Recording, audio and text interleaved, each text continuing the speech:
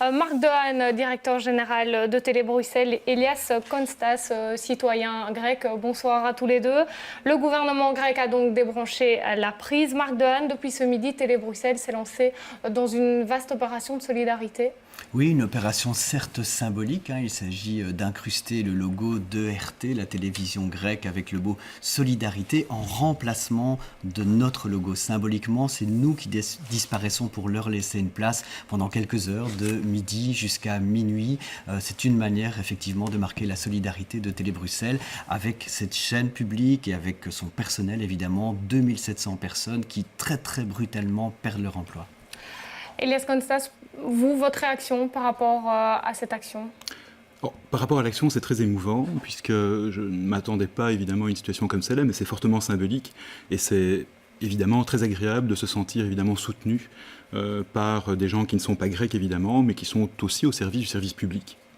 Alors on le voit, la mobilisation est énorme, on l'a appris en fin d'après-midi. L'AJP, l'Association des journalistes professionnels, appelle également à la manifestation ce vendredi devant l'ambassade de Grèce. On va tout de suite voir les dernières images qui ont été diffusées hier soir. Les chaînes ont arrêté d'émettre peu après 23 heures. Les journalistes qui étaient en fait en plateau ont été sommés de quitter leur studio lorsqu'une deuxième équipe de journalistes résistants a tenté de garder l'antenne, mais très vite le signal est coupé et laisse place à cet écran noir, no signal.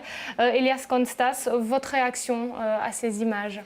Mais c'est un déficit démocratique finalement. Je dirais qu'ici, il y a clairement la décision gouvernementale d'arrêter, je dirais, un canal de diffusion de communication. Et finalement, il faut quand même savoir que ERT est quand même la télévision nationale, ce qui veut dire aussi un organe qui est un organe de presse et un organe de communication au service de l'État et du citoyen. Et donc ce service public, finalement, a été complètement, comme cela, éteint, je dirais, de facto de manière très arbitraire. Alors Marc Dehaene, c'est vrai que cette fermeture pose question aussi ici, chez nous. Est-ce que toutes les chaînes de télévision publique européennes sont dans la ligne de mire ? Est-ce qu'on doit craindre une pareille situation en Belgique ? Je ne pense pas qu'on doive, à court terme en tout cas, craindre une pareille situation en Belgique. La situation financière, la situation politique en Grèce est véritablement d'une gravité sans commune mesure avec ce qui se passe en Belgique. Donc là, il faut rester évidemment raisonnable. C'est pas pour autant qu'il faut s'en désintéresser. Néanmoins, le problème fondamental qui est un problème malgré tout au départ de financement est commun. Certes, l'Europe, le sud de l'Europe est beaucoup plus touché. Il ne faut pas oublier aussi qu'au Portugal, on est en train de privatiser la télévision publique. En Espagne, des coupes très très dures sont faites chez TVE. On est en train de liquider aussi avec des milliers de licenciements dans les télévisions régionales espagnoles et puis la Grèce. Donc c'est évidemment le sud de l'Europe qui est surtout impacté par cette crise. Alors depuis cette fermeture, beaucoup de langues se délient. Certains parlent d'une chaîne qui ressemblait finalement à un gouffre financier incapable de se réformer. C'est vrai que ces derniers mois, il y avait beaucoup de manifestations contre une reconstruction de la chaîne. Qu'est-ce que vous en pensez en tant que Grec ? Mais quoi qu'il en soit, le fait qu'il y ait énormément d'argent qui ait été dépensé au sein de cette télévision n'est pas en tout cas justificatif d'une fermeture arbitraire de la part du gouvernement. C'était pas la solution ? Ah, certainement pas.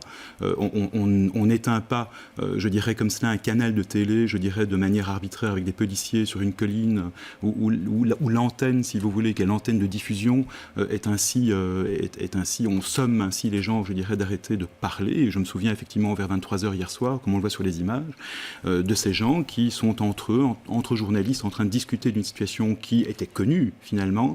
Et ces gens ne peuvent pas continuer, terminer leur conversation. Il y a là quelque chose qui ne va pas.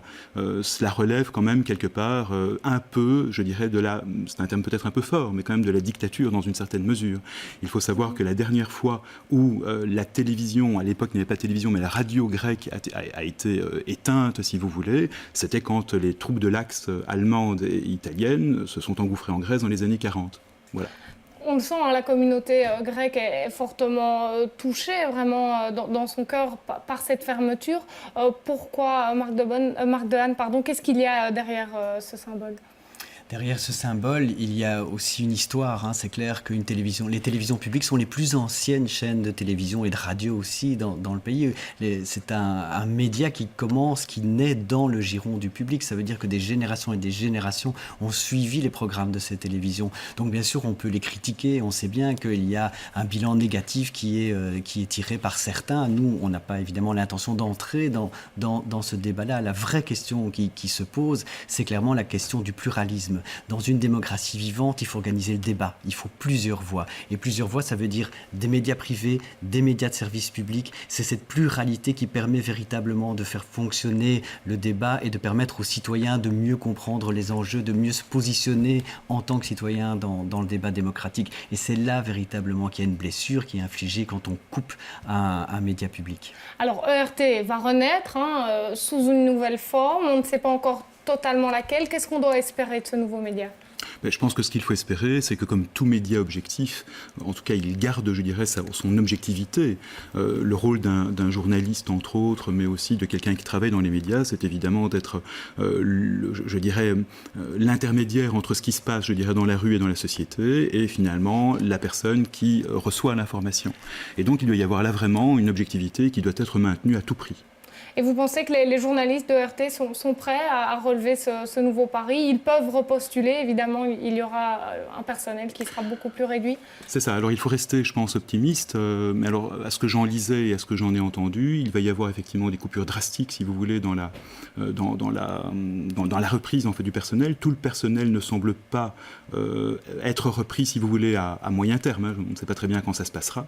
Et les promesses sont extrêmement vagues, mais on imagine évidemment que la Grèce a cette caractéristique aussi, comme beaucoup de pays du Sud, dans certains contextes en tout cas, où les membres du personnel public, évidemment, sont, je dirais, choisis pour certaines affinités politiques. Cela existe aussi.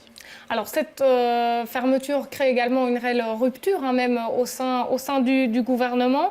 Est-ce qu'à votre avis, on peut craindre une crise politique ? La coalition grecque est déjà très fragile, mise en place depuis un an. Oui. Alors, les partis politiques, évidemment, ne s'entendent pas sur la problématique de base, si vous voulez, de la Troïka, donc la Banque Centrale Européenne, le FMI et l'Union Européenne, qui finalement prêtent des sous, si vous voulez, en des conditions, je dirais, assez effroyables, et tout le monde n'est évidemment pas d'accord. Alors le gouvernement conservateur actuel, qui est celui du président Samaras, du Premier ministre Samaras, pardon, est effectivement un gouvernement qui est d'accord avec cela, mais la plupart des autres partis ne le sont pas. Et donc il faut imaginer les groupements de gauche, comme le PASOK, Syriza par exemple, ne seront effectivement pas d'accord avec ce qui va se produire. Rien n'exclut évidemment une chute du gouvernement. On ne sait pas quand, on ne sait pas quoi, on ne sait pas si ça se fera, mais ce n'est pas impossible non plus dans des conditions comme celle-là. Marc Dehaene, votre avis sur la situation politique actuelle ? Situation politique, donc je ne suis pas un expert, donc c'est clair qu'il est assez difficile de loin de se prononcer. L'espoir qu'on peut formuler, c'est qu'effectivement on puisse rebâtir une radio-télévision de service public qui sera peut-être moins importante à d'autres dimensions, mais qui pourra véritablement jouer son rôle. Et cette fois, enfin, serais-je tenté de dire, véritablement, voir garantie sa liberté d'expression, voire garantie sa liberté journalistique. Vous parliez de la Troïka tout à l'heure. Les syndicats, eux, parlent d'une solution facile pour rencontrer les objectifs européens qui étaient notamment de réduire de 2000 postes, les postes des fonctionnaires d'ici le mois de juin. Est-ce que l'austérité permet tout, Marc ?